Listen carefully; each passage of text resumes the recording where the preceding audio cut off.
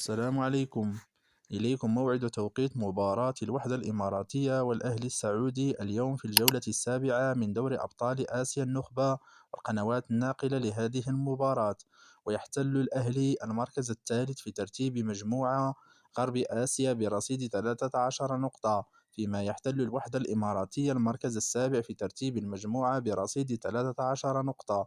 وسيحتضن ملعب الهيان هذا اللقاء بين الوحدة والأهلي اليوم الاثنين 9 فبراير 2026 في تمام الساعة 2:45 زوالا بتوقيت المغرب والجزائر وتونس، 3:45 بتوقيت مصر، 4:45 عصرا بتوقيت مكة المكرمة. وستنقل هذه المباراة على قناة بي إن سبور أش ديوان بتعليق عامر الخديري، وستنقل كذلك على قناة الكأس 7 بتعليق سمير يعقوبي إن شاء الله.